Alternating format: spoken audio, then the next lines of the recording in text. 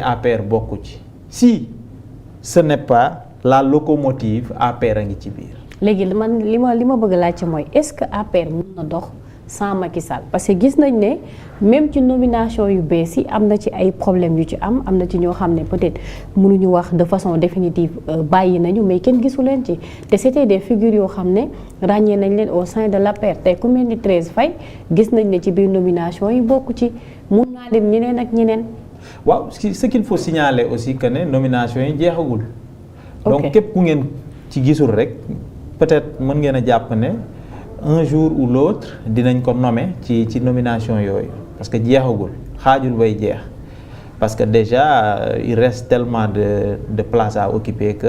président Macky Sall aussi rythme am lay doxee. rythme am lay doxee te li nga wax am na solo c'est-à-dire que yow da nga jàpp ne sans le président Macky Sall l'Alliance pour la République va mourir de sa belle mort mais gëm naa ne président Macky Sall dafa nekk un leader boo xamante ne wax dëgg yàlla dafa am lu muy yokk ci parti bi moo waral ñun bëgguñu mu soriñu parce que nag dafa am ñu bëri ñoo xamante ne tey ji président Macky Sall bu jógee ci bopp parti bi c'est sûr et certain que dañuy dem seen yoon. président la ñu toppuñu keneen looluy dëgg. maintenant est-ce que tamit jotul ñu renverser la tendance su fekkente ne li ngeen di woote dëgg la si yéen. il faut pas oublier que le président Macky Sall relativement il est jeune. Il fut président de la République du Sénégal mais jusque-là il est encore jeune parce que président Macky Sall mën naa ñëwaat amaat beneen mandat te du matal 75 ans l'âge limite en tout cas pour être candidat à la présidentielle du dëgg donc kooku relativement on peut dire qu'il est jeune donc kooku nag bu diriger le parti nekk quelqu'un qui est actif nekk quelqu'un qui a un carnet d'adresse très fourni. donc kooku bu nekkee ci bopp parti ak parti bu mu munti parti woo je pense que loolu gëneel la ci parti boobu. moo waral nag bon depuis lors ñun jàpp nañ ne président Macky Sall moo nekk suñu président de parti président Macky Sall en tout cas soxla nañ koo fi jusqu'à kanam incha allah. alors Moussa tout à l'heure am na ci loo xam ne wax nga ko nee nga parti bu mënti nekk fii ci Sénégal. tey gis nañ parti bu mel ni Pastef les Patriotes jamono ji mun nañu wax ne ñoo gën a occuper terrain bi gis nañu récemment activités yi nga xamante ne def nañ ko mu jëm ci congrès ba ci rassemblement populaire bi nga xamante ne nii defaat nañu ko tey ñu ngi taxaw di xaar opposition bi ñu génnee recours jëmale recours ci conseil constitutionnel mais pendant ce temps ñoom ñu ngi dérouler di doxal non seulement ñu ngi massifier ñu ngi jaay bracelet ñu ngi nekk ci seen activité c'est-à-dire ñun ñëpp dañu am impression que ni benn parti boobu kese moo existé au Sénégal. mais loolu du tee parti boobu nekk au pouvoir du tee daanu bu jotee day daanu. parce que est-ce que Pastef léegi pouvoir la nekk. mais ñoom ñoo far seen yëf la ñoomi neen la man gaw ma ne Ousmane Sonko nekkul au pouvoir. man gaw ma loolu. pourquoi man gaw ma loolu parce que ils sont en train de dérouler seen yëf la ñoomi neen la ñoom ñoo far de toute façon Ousmane Sonko est comptable et sera toujours comptable du bilan du président Bassirou Diomaye Diakhar Faye loolooy dëgg. même su nekkee limogé nañ ko. il a fait 2 ans à la tête d'un gouvernement. 2 ans yoo xamante ne wonuñu un cap encore moins une vision kooku bu génnaate nekk ci biti ne way réew mi doxul man daf may jaaxal réew mi doxul il est en train de s'accuser lui-même parce que nag boo nekkee ci bopp gouvernement pendant 2 ans nga génn réew mi doxul parce que tu es en train de montrer ton échec il a échoué à la tête du gouvernement tey nag loolu du ko ci génne même bu génnee ñun dañu jàpp ne gis nga tout départ certes difficile mais cin bu noree neex bu baaxee dafay xeeñ gëm naa ne moom mi moo ko njëkkee te il a été le premier ministre de Bassirou Diomaye Faye le premier ministre du président Bassirou Diomaye Faye. Depuis lors Sénégal ne fait que reculer en réalité sur tous les plans secteur boo jël rek Sénégal reculer na ci sur l'image du Sénégal aujourd'hui notre image est écornée dans le monde booy xool kenn respecté tout le Sénégal sur le plan économique que zalika naka noonu aujourd'hui réew yu ñu rawoon yépp ñoo ngi ñuy roppi ndànk-ndànk loolu ñàkk am xam-xamu premier ministre la parce que nag un président de la République dafay joxe une vision mais la politique du président de la République ki koy concrétiser sur le terrain c'est son premier ministre mais gis nañ ne nag le premier ministre au-delà de son incompétence mais c'est quelqu'un boo xamante ne il ne fait que parler matin midi soir te loolu doxalul réew il ne fait que accuser dans le vide avec des accusations fallacieuses. Au début il nous parlait de dette cachée ce qui est totalement archi faux. Après mu nañu quatrième sous-sol tout ça fait fuir les bailleurs FMI booboog léegi mu dugg ci réew mi kenn kese képp donc ak i discours am moo tax FMI daw ñu te tant que fourniruñu des documents clairs yi nga xamante ne day firndeel ñoom seeni accusations yi FMI dadul duggaat ci réew mi encore je ne peux pas comprendre président de la République bu xëyee jaar droite son premier ministre bu xëyee jaar gauche quand le président de la République fait en tout cas des tournées économiques son premier ministre qui se trouve être Ousmane Sonko est dans ses tournées politiques loolu est-ce que dina dox man musuma gis lu mel ni alors musuma gis gouvernance bu mel nii parce que un premier ministre qui est chargé d'exécuter la politique du président de la République président day soxla buy def ay tournées économiques bu gestoo gis la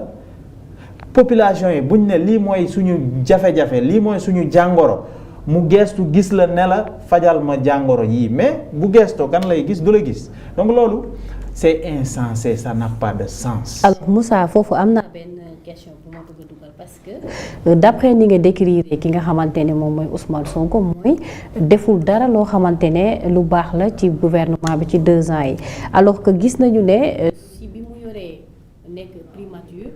toog nañ 2 ans yoo xam ne FMI dugalul xaalis ñu ngi doon fay salaire yi ñu ngi doon stabiliser prix yi teg na fi lu ñu tuddee le plan de redressement doon ko doxal bëri na ci ay dettes yoo xamante ne jot nañ ko fay pour bañ a am défaut de paiement donc am naa tuuti inquiétude le fait que nga wax ne deful dara à la tête de la primature. dara defu ko li fi nekk ce sont les réserves du plan Sénégal émergent. Je m'explique. ok. ñoom ñooy dox ba léegi en réalité si ce n'était pas ce plan Sénégal émergent du président Macky Sall heure bi Sénégal moo ngi ci en défaut de paiement. malgré la hausse de la dette. mais eux ils avaient une mauvaise interprétation de la dette et pourtant sur les 12 ans 12 000 milliards le président Macky Sall leb du dëgg 12 000 milliards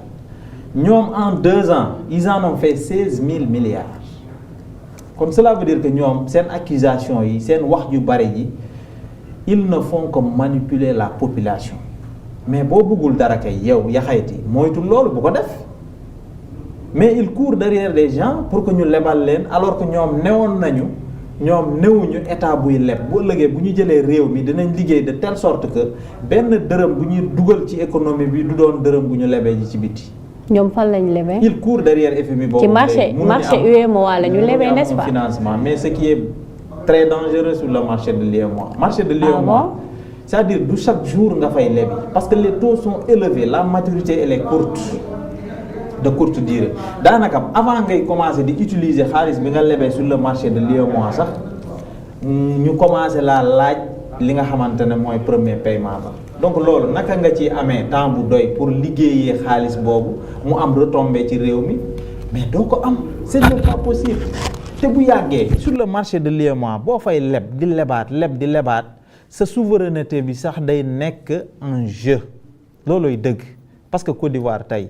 ñëpp xam nañ ne Côte d'Ivoire nous a dépassé maintenant de loin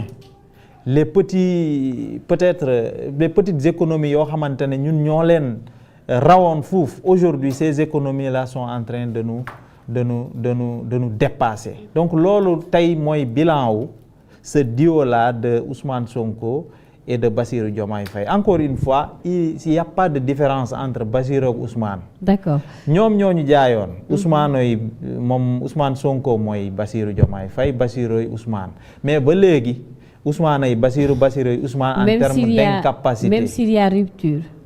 mais rupture boobu ñun gisuñu fi rupture pourquoi mais gisoo leen mu mais quel que soit seeni problème génn gouvernement beeg yëpp. génne ministres yi. quel que soit seeni problème en 2029. nañ leen boole ñoom ñëpp taxañ leen sànni leen. d'accord loolu bu ko defee ñu mën a continuer le développement du pays. d'accord Ousmane daal mook Sonko dëggal Ousmane Sonko ak Bassirou wutee wuñu en terme de mën a liggéey wala en terme d'expérience ñoo yem mënuñu yóbbu réew mi fenn looloy dëgg parce que loolu lañ ñu won 2 ans quand même c'est suffisant pour que ñu xam nit ñi ndax xarañ nañ wala xarañuñu il faut c'est-à-dire que ça saute à l'œil nu même bu fekkee boobu def léegi ngeen ils ne font que 12 ans parler sans travail. il a fallu que seen deuxième mandat que yëf yi bougé donc yow boo taxawee ngeen ni ñoom ci 2 ans affaire bi dafa war a génnee résultat c'est pas. non lan la je suis désolé ñun président Macky Sall bi mu ñëwee en 2012 2014 la tëgg plan Sénégal émergent 2015 déjà le plan Sénégal émergent avait commencé à faire des fruits du deuxième mandat dès le premier mandat parce que je me rappelle chez moi par exemple je suis dans le monde rural de 1960 à 2012 il y avait que 3 forages je suis dans la zone sylvopastorale 3 forages te forage bu ci nekk diggante la distance c'est plus de 18 km à 20 km 3 forages uniquement mais de 2012 à 2017 soit 5 ans seulement président Macky Sall def na fa 6 forages te loolu en termes de forage laa la wax de waxuma la yeneen infrastructures yi. mais c'est normal non? Imaginez en 52 ans 3 forages en 5 ans il a fait 6 forages il a doublé donc te ñun président Macky Sall bi mu ñëwee net c'est-à-dire boo xoolee rek da ngay xam fi mu jëm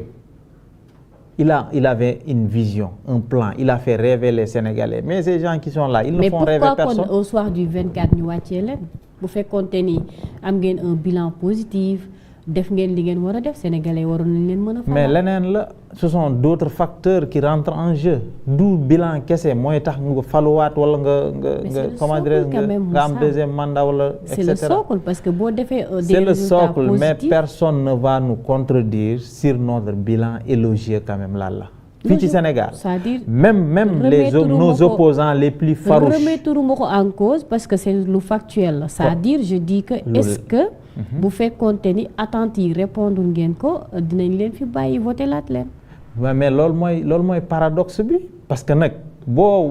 bàyyee kii liggéey nga votel kii wax mais lii mooy doon résultat bi bu ñu voté loon tey ji la mouvance présidentielle à l'époque Benno Bokk Yaakaar ba ki ñu présenté woon candidat nekk président de la République mais il y aura une certaine continuité par rapport aux réalisations mais malheureusement le peuple sénégalais en tout cas les 54% du peuple sénégalais ont décidé d'apporter une rupture par rapport à la gouvernance ont décidé de changer de créer une alternance biñ ko décidé jox ko ñi nga xamante ne xamuñu mënuñu expérience amuñu ci dara mais voilà le résultat. Depuis 2 ans le pays ne marche pas ne fonctionne pas. noo gisee le nouveau gouvernement parce que gis nañ ne bon njortu nañ ne si magistère Al Amine Lo on a l'impression que ni yéen jàpp ngeen ne affaire bi dina décalé wu. xam nga lan moo ma jaaxal ci nouveau gouvernement bi. lu la si jaaxal. li ma jaaxal lenn kese la gis nga ki nga xamante ne mooy Al Amine Lo. moom moo nekkoon à l'époque le directeur national de la BCEAO du dëgg. amul nu mu défendre wul woon le plan Sénégal émergent du dëgg. amul nu mu défendre wul woon les financements que le président Macky Sall obtenait à l'époque sur le marché international. amul nu mu taxawee wul woon ci régime président Macky Sall. il a tellement défendu le régime défendu le président Macky Sall défendu la politique du président Macky Sall mais il a suffi que président Macky Sall jóge fi beneen régime ñëw il change complètement de veste. Complètement de veste boo amee xam-xam te